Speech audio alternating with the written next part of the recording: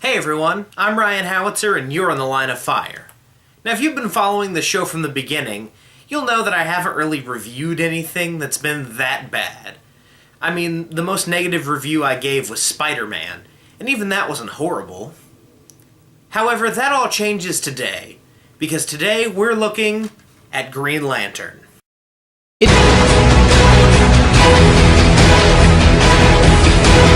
It just occurred to me that in my last video, which was a hyper time where I talked about top 10 actors who almost played superheroes, I brought up Green Lantern without even giving any explanation over who he is. Now part of that was because it was a top 10 video and I didn't really have time to, but now that we're covering his solo movie, it's time for me to talk about him. The original Green Lantern was created by Martin Nodell, and he went by the name of Alan Scott. He fought crime in 1940s New York with a magic ring and lantern. This one didn't last very long. His book was canceled in 1949 when comic sales were in decline. However, in the Silver Age, he was brought back by editor Julius Schwartz, writer John Broome, and artist Gil Kane.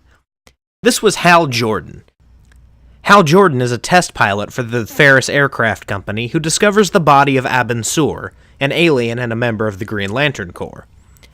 Abin Sur's ring scans Hal and deems him the worthy successor to Abin Sur. So, Hal becomes a member of the Green Lantern Corps, which is basically the space police of the DC universe. They divide the universe up into sectors, and each sector has its own Green Lantern. This overhaul of the Green Lantern character gave the series more of a sci-fi twist, which has stuck with it up until today. Now, Hal Jordan has not been the only human to call himself Green Lantern. In fact, there have been several, including Guy Gardner, John Stewart, Kyle Rayner, and Simon Baz. And there are also several alien Green Lanterns that I'm not going to get into, except for a few of the more important ones, especially the ones who show up in the movie, like Sinestro, Kilowog, and Tomar Ray. Each individual Green Lantern Corps member's power comes from the central power battery, which is pretty much pure concentrated willpower. Willpower is the main power behind the Green Lantern Corps. There are other corps who are powered by other emotions and feelings, namely the Sinestro Corps, which is powered by fear. And yes, that's the same Sinestro who was once a Green Lantern. You're not crazy, Sinestro is totally a villain name. In the Green Lantern mythos, fear is thought of as the antithesis of willpower, which makes a lot of sense when you think about it. So pretty much Sinestro is Green Lantern's archenemy. As many of you probably know, Green Lantern's pretty much an A-lister. He's been a member of the Justice League since there was a Justice League. In fact, Alan Scott Green Lantern was a member of the Justice Society, the precursor to the Justice League. So it was only a matter of time before he got his own movie. Now, this Green Lantern was released in June of 2011, and it's directed by Martin Campbell, who's made several good movies. This is not one of them. Oh my, this is not one of them. The film was written and produced by Greg Berlanti, and Mark Guggenheim helped with the screenplay. If you recognize those names, it's because they're producers and sometimes writers on Arrow. And that should make you even more embarrassed for them. The film starred Ryan Reynolds as Hal Jordan and was intended to start a DC cinematic universe. However, that didn't happen because the movie pretty much just made its budget back at the box office. This would have been a really crap way to start a DC cinematic universe, too. I mean, DC has a reputation for sucking at their movies, which I feel is a little bit undeserved, but still, this would have completely confirmed all of those jokes. There's nothing else I can really say about Green Lantern that you don't already know, so let's get into the review. We open on Jeffrey Rush, telling you pretty much what I just told you at the beginning of this video. He's telling you how the Corps came into existence and how the rings select their respective wielders. He then tells us that Parallax was the greatest threat to the Corps, and that Abin Sur was the only Green Lantern cool enough to capture him, and he did so on the planet Riot. We then cut to Riot, and we see some alien creatures get sucked into a random sinkhole. Inside they find Parallax, who is a head, but will grow into a giant cloud by the end of the movie. He's imprisoned in some green energy. He sucks the fear out of them, and he gains enough power to break free. Then we cut to 6 months later, because that's totally an appropriate point to cut to 6 months later. and we are treated to a very awful-looking CGI ship containing an even worse-looking CGI Abin Sur. You better get used to me complaining about the CGI in this movie, because it gets pretty bad in some places. I mean, I understand that for Green Lantern you have to use some CGI, but did the entire costume have to be CGI? Did every alien lantern have to be CGI? I mean, do makeup people just not exist anymore? What about set builders? Did they all lose their jobs too? Sur receives a call from Sinestro, played here by Mark Strong, who tells him that his mission to evacuate the population of a planet isn't necessary anymore because they're all kinda dead. And it turns out that they found some yellow energy at the site of the planet. This has also happened more than once. Seems like the Guardians of the Universe need to step up their game a little bit. Abin's ring alerts him to something, and then he hears the voice of Clancy Brown.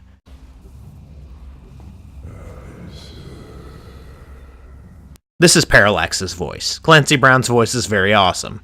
Parallax isn't. Parallax attacks him, and he fights back, but he's severely wounded and has to eject. He flies towards the nearest inhabited planet to select a new wielder for his ring. He sends a message back to Oa, telling them simply that it was Parallax. I'm badly wounded. Heading to the nearest inhabited planet for the selection process. Tell the Guardians it's Parallax. We cut to Earth, where Hal Jordan, played by Ryan Reynolds, wakes up with a girl and realizes that he's running late.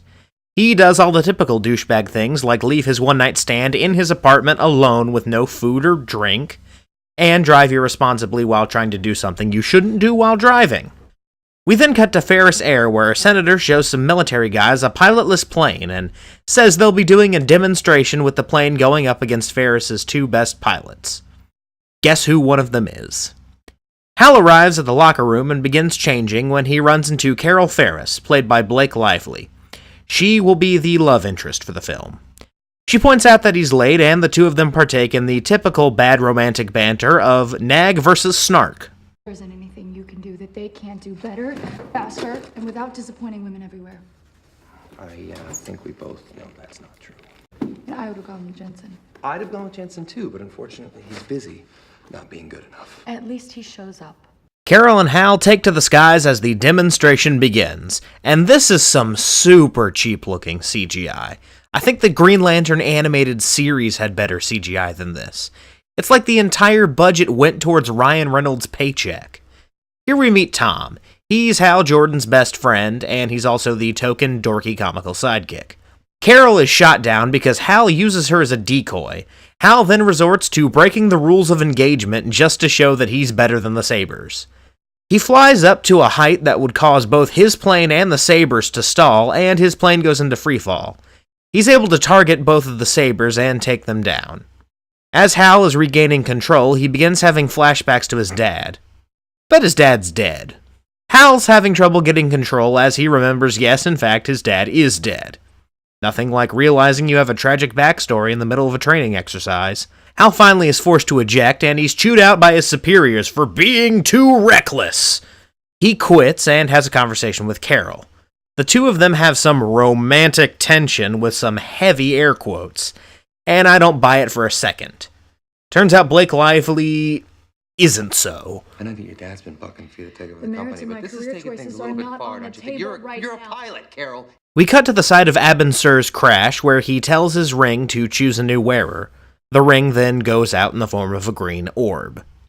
Hal arrives at a birthday party for his nephew, where the adults are watching the footage of Hal's crash. Hal argues with his family members, and they tell him that his ego is writing checks his body can't cash. Oh wait, wrong movie, sorry. They pretty much just tell him he's being too reckless and that he wants to be his dad or something like that. Hal decides that he's going to go up and talk to his nephew. His nephew was ignoring all of his friends at his birthday party because he was worried about Hal, but Hal tells him that despite the fact that he's pretty much a complete and total tosspot, he's a good pilot. Yeah, I may be a total screw-up in every other part of my life, but the one thing I do know how to do is fly. Hal convinces him to go down to his birthday party and then messes with a Hot Wheels track. I only bring this up because it's a plot point. After the party, Hal's abducted by a green orb, and he's flown to the site of Abinsur's crash. Hal sees Abin's body in the wreckage and tries to save him, but it's far too late for that, despite the fact that he basically just has a flesh wound. Abin asks for his name, and Hal gives it to him, and then Abin tries to tell him more about the core, but Hal, realizing that we've already had one exposition dump, won't let him. He instead just gives Hal the ring and tells him to speak the oath, and then he dies. Hal then sees a Green Lantern in Abin's ship. Hal calls Tom and has him come out to look at the wreck and pick him up. Tom makes a very bad joke, and the two run because they see approaching helicopters. Give me this. You proposed? While they're driving, the two talk about what basically happened at the crash site, and they accidentally activate the lantern. Then we cut to Oa, where Sinestro talks to the Guardians about Parallax. The Guardians say that they know about Parallax, but they don't seem too keen to act, despite Sinestro's insistence that they need to. We are aware of the threat. We are assessing the situation. Why is it that in every sci-fi movie, the wise and all-powerful people won't ever do anything? We cut to some guy playing computer chess. His doorbell rings, and he's taken by two guys in suits. He has a bag removed from his head, and he gets out of a car and is brought into a secure government facility. There he meets Amanda Waller, which is usually an indication of shady government stuff in the DCU. He's taken into an advanced lab where we see Abinsur's body. We find out that this man is Dr. Hector Hammond, and he's a xenobiologist who is brought in to autopsy Abinsur. Back at Hal's place, he places the lantern on the coffee table and puts on the ring. He tries to activate it. Hal tries to speak the oath, and then this happens. Because everybody knows the oath. I used to sing it in camp. I, Hal Jordan, do solemnly swear to pledge allegiance to a lantern that I got from a dying purple alien, to infinity and beyond. By the power of Grayskull. What the hell? After Hal's tomfoolery, he bumps the lantern, and it's activated again, and somehow he now knows the iconic Green Lantern oath. Brightest day, and blackest night. No evil shall escape my sight. His eyes start to turn green, and the lantern brightens even more. However, he's interrupted by a knock on the door. That could pretty much be the motto of this movie. It's Carol, and she wants to talk. He doesn't want to let her into the apartment because, well, mysterious alien lanterns, and the two decide to go out and have a drink. While Hammond is digging around in Abin's body, Parallax infects him. Waller and Hammond talk about Abin's anatomy, and Hammond talks about how amazing it is and how spectacular it would be when people find out that there's a humanoid alien out there. However, then Waller gives him the generic nobody's supposed to know about this threat, and Hammond decides it's best to keep his mouth shut. But I know that won't happen. I do. Like yourself, Doctor, I'm a seeker of truth. But the people who pay for facilities like this have other priorities and the power to enforce them. But you can't tell anybody about what you saw. If you do, then we'll kick your door down and spray your brains on the wall. Hal and Carol talk in the bar, and Hal asks if he's irresponsible, which is about as dumb a question as George Lucas asking if Star Wars fans are still upset about Jar Jar Binks. They talk about old times, and Hal invites her to dance. She doesn't want to, but they end up dancing, and even kissing anyway. They keep giving exposition as they dance, and then she finally asks about what happened that afternoon because she doesn't buy the excuse he gave. Hal walks out, clearly not wanting to talk about it, and he's attacked at his car by Ferris employees. They're upset because Hal lost Ferris the military contract, and most of them lost their jobs. He fights back, but he's clearly outmatched. One guy makes a comment about his dad, and that makes Hal very mad. So he uses his ring to make a giant fist. He ends up knocking out all of them with one fell swoop. The green orb then surrounds him again, and he's launched into space. That night, Hammond has nightmares, and he sees in the mirror that his eyes are changing. Hal lands on Oa, and that is way closer to Ryan Reynolds than I have ever wanted to be.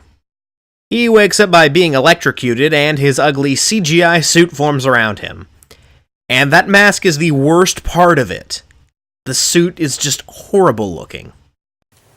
I hope whoever made the decision to make the costume entirely CGI was shot, because that was a horrible idea. And the mask looks horrible. Hal then begins acting like an idiot because I can only assume Ryan Reynolds had just watched Spider-Man 3 and decided, hey, I can do that too. And then he runs into Tomar Ray, who is the owner of Jeffrey Rush's voice. He gives us exposition on the ring and what it does.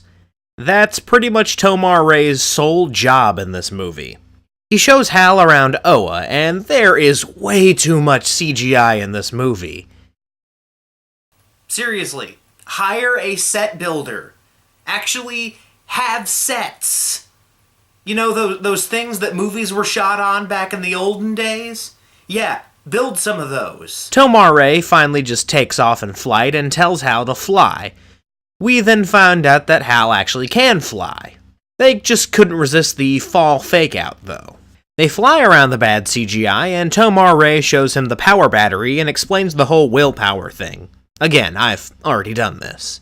He then sees all the various lanterns, and Sinestro addresses them all. Sinestro tells them about Parallax and tells them that he's picking a squad to face off against Parallax.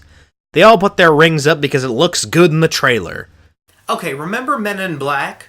You remember how there were all kinds of other cases going on at the same time as the one big major case? Yeah, how come they couldn't do that here? I mean, all these thousands of lanterns from thousands of sectors all across the universe are all focused on this one case. Is nothing else going on? Tomar Ray continues reading off the Green Lantern Wikipedia page by telling Hal how the ring works and how to build constructs. He's then blasted by Kilowog, who's teaching him to fight. Michael Clark Duncan, why?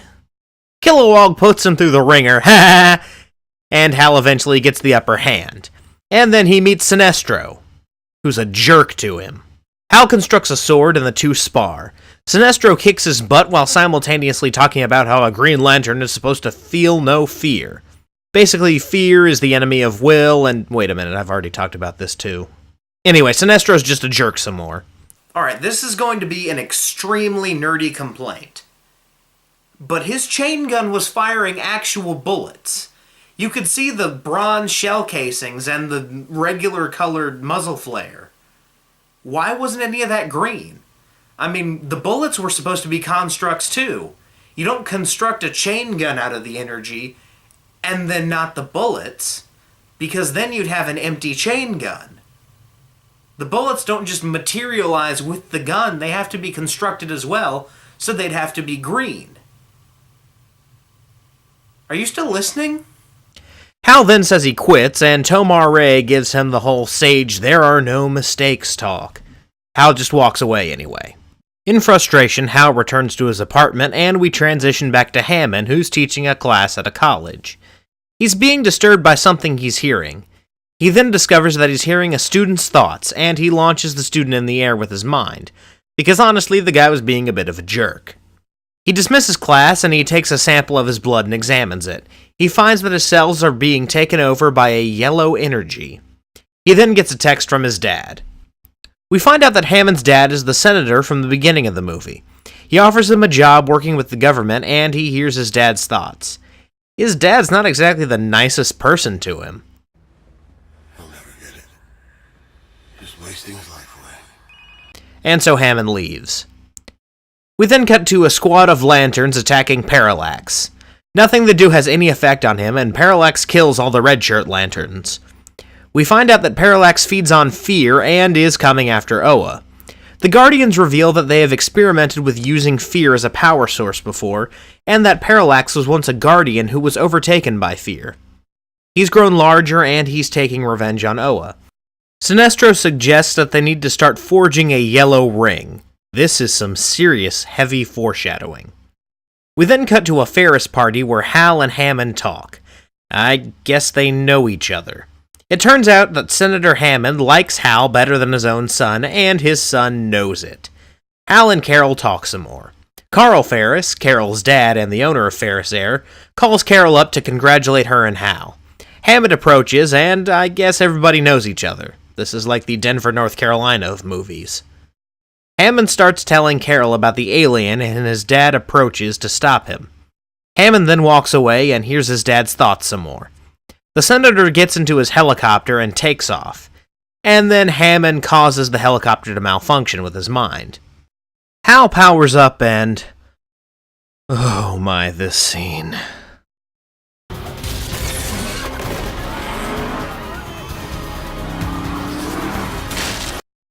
Okay, so get this.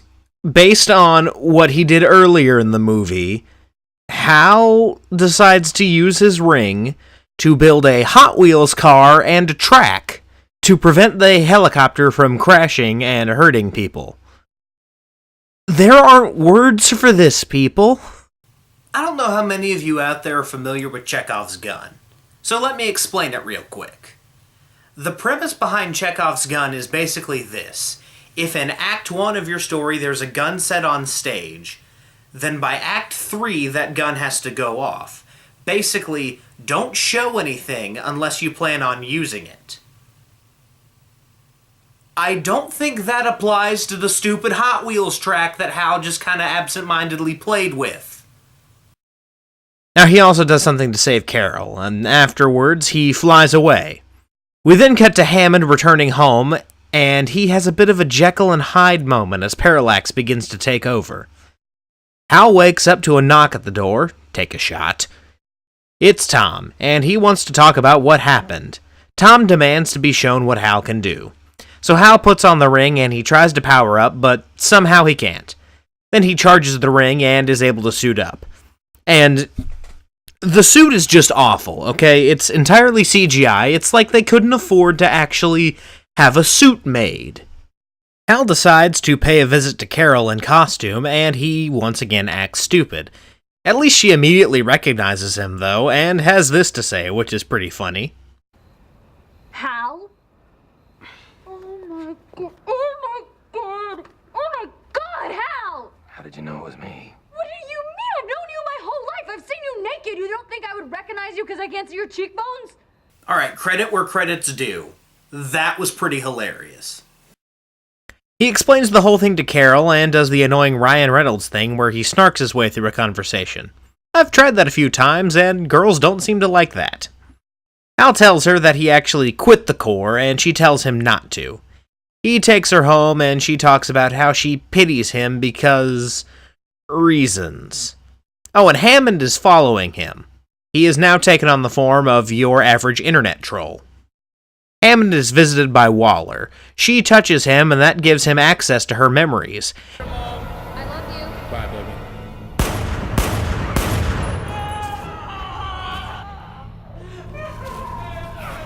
So Amanda Waller is Batman? Hammond is taken to his dad, who promises that he'll help him, and we see that Hammond has pretty much been taken over by Parallax at this point. He insists that he's better than ever, and then he's sedated by some government agents. Hal reflects on Tomar Ray's words about there not being any accidents, and is alerted to oncoming danger by his ring.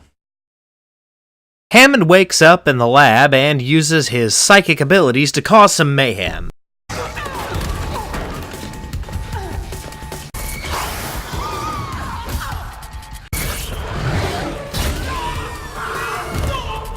Then Hal arrives to fight Hammond, and we get a fight filled with lots of crappy CGI. Wait a minute, is that flamethrower shooting actual flames? That flame is supposed to be green. It's just as much a construct as the flamethrower itself. The ring doesn't make the chemicals that go in the flamethrower and make... You're not even listening again, are you? Hammond gets the best of Hal, but overexerts himself. He then touches Hal to access his memories. Hammond is kind of a crappy villain. Parallax really wasn't a good choice for the first villain. Whose idea was it to even use Parallax as the main villain? He's way too complicated, and he really doesn't work that well on film. They should have gone with the Manhunters, or even the Red Lanterns. Hammond hams it up and ends up killing his father. Hal Hal uses his ring to talk directly to Parallax, who threatens him. Hal then goes back to his apartment and talks to Tom and Carol about what happened. He continues to insist that the ring made a mistake because he isn't fearless. Carol tells him that everyone is afraid and he just needs courage, and Carol says that she sees him as courageous, and this is turning into a Care Bears special. Parallax talks to Hammond and tells him to eliminate Hal. Hal flies to Oa, where they're forging a yellow ring. Sinestro talks about how he's going to master it when Hal enters to ask for help.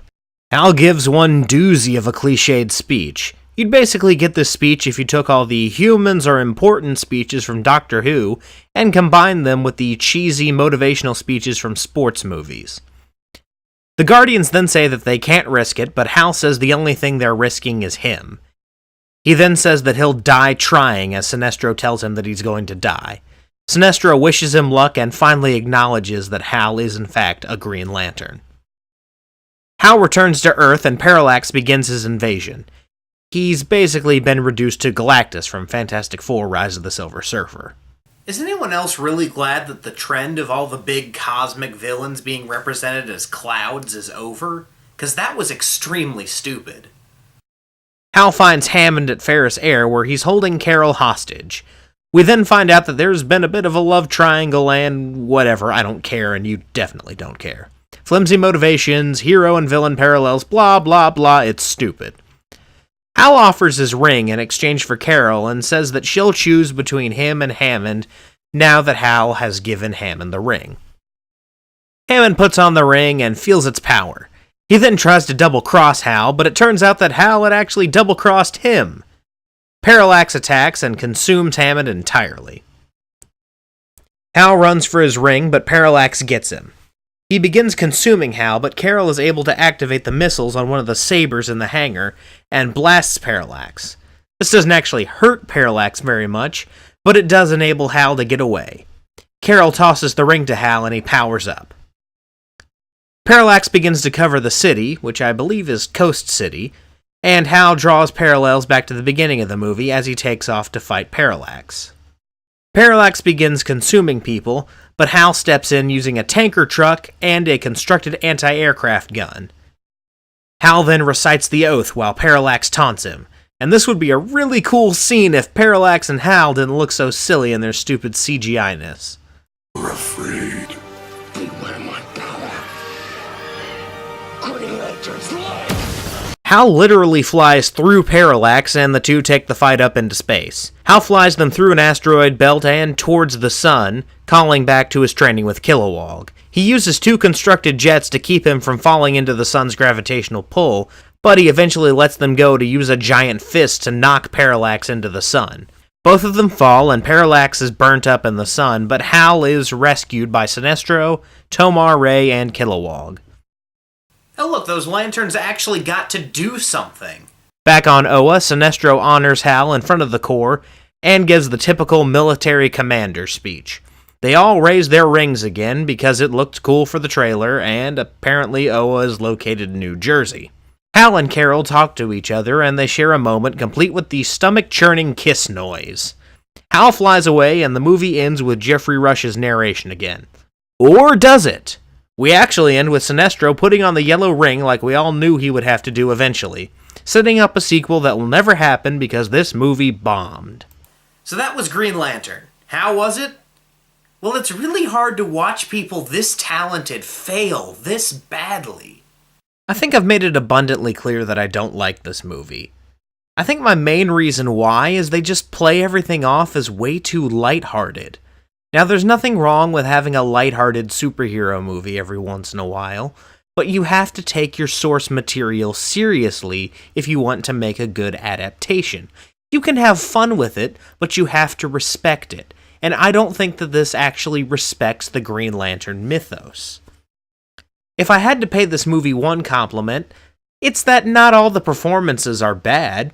Mark Strong is a very good Sinestro, and even though Ryan Reynolds does, well, Ryan Reynolds a little too much, he turns in a decent performance as Hal Jordan. The CGI in this movie is abysmal. I've already made several comments on it. It just doesn't look good. This film was hampered by not having an actual Green Lantern suit and just relying on it being CGI the entire time. The other big problem with this movie is the villain. There are so many villains that they could have gone with if they just wanted to save Sinestro for the sequel. I mean, they could have gone with the Manhunters, Lobo, or any number of space-based threats for the DC universe. Why on earth they would go for something as complicated and frankly strange as Parallax is beyond me. The execution wasn't that good either. It's not that they took something complicated and boiled it down to its simplest, most basic form. They pretty much just didn't explain Parallax at all. He was just this big, giant, looming cloud of evil. Anyone who's ever watched Arrow will tell you that Guggenheim and Berlanti have a lot more talent than this. And if you've ever seen GoldenEye, Casino Royale, or either of the modern Zorro movies, you know that Martin Campbell is a much better director than this. I just don't understand how people that talented, teamed with an actor like Ryan Reynolds, could give us something this horrible. All in all, this was a pretty poor outing for Green Lantern. He definitely deserves better. That's why I'm giving this movie a 4 out of 10. Well, that's all for now, true believers. But tune in next time when Fantastic Four is in the line of fire. I'm Ryan Howitzer, and I'll see you.